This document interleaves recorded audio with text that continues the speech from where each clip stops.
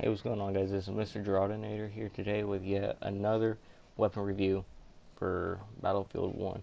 Today, I'm going to be reviewing the Mondragón Sniper. This gun it's got some good damage on it. It's fairly accurate. It doesn't really jump around a whole lot unless you're running through the battlefield trying to shoot like that. It's more of a gun you stay back and kind of bipod up and shoot. You get 80 rounds. It holds 10 per clip. Damage drop off ain't that bad. You have 4 choices for reticles. The beam reticle, I don't really care for it. The cross reticle, which is my favorite, I just seem to do better with that. The Shepton reticle and the post reticle. When it comes to your reticles, it's all personal preference. I prefer the cross reticle. And yeah, this gun is semi-automatic, so that's a big plus in my opinion. Damage drop off ain't that bad. I recommend using this. I like it better in hardcore servers over official servers, but that's just me. You have 4 choices for magnification: 2.5, 3, 3.5, and 4 times magnification. I prefer 4 times magnification because I like to kind of sit back and support my team from afar, then run up and support them up there. And you have the choice of a bayonet or not. Once again, personal preference. Bayonets are one-hit kills if you run directly into the enemy. You don't have to use a bayonet, but I do, just so that's another option for close encounters. This gun is not for close range. And as you can see here, kind of using it in hardcore.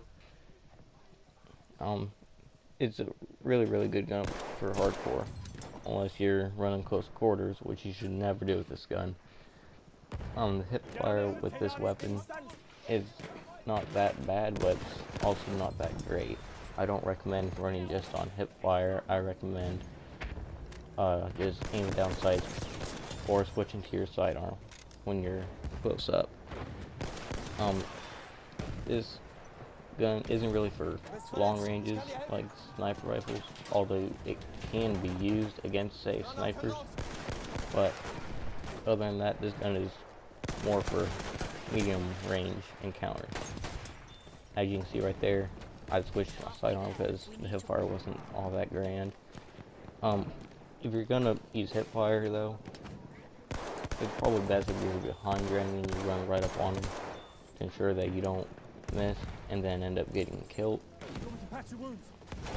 Other than that, I would just kind of stay on the edge of your objective and just kind of move in and shoot as you go. Don't move too fast because they get in your phase. There ain't really much you're going to be able to do about it because chances are their gun is more suited for close range than yours is. Yeah, but overall, for hardcore, this gun is just amazing. I highly recommend using it. Just know your boundaries. Like, don't be right up in their face trying to use this gun. Be off at a bit of a distance. The reload time isn't too bad.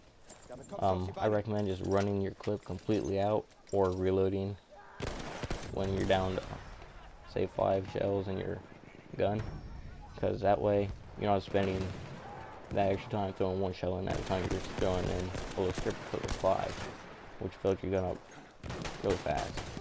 So you ain't gotta sit there and waste a whole bunch of time putting every individual shell into this gun. When you're aiming down sights and you're not bipoded, this gun isn't really all that grand at range. It's always best to kind of lay down and throw down your bipod for that extra stability so you can actually hit your target. Other than that, really good gun. The bullets do stray a little bit from where you're aiming when it comes to range, especially if you're standing up on foot, not bipoded. It's just not that great when you're not bipoded, honestly. it's alright, but just not the best. Like, in a situation like right here, it'd be fine to just stand and shoot because your targets ain't too far away. But right here, like right here, it's just fine. But later on, I think I have a clip of me trying to shoot sniper all the way across the map. I do manage to land a hit, but that was just pure luck. It's really hard to hit when it comes to really long ranges. It is possible, but not recommended. You try to draw that attention from the snipers. Constantly at middle range and shoot at your opponents. And that about wraps it up for this video, guys. Be sure to like and subscribe, comment guns you want to see next, and I'll catch you guys in the next one.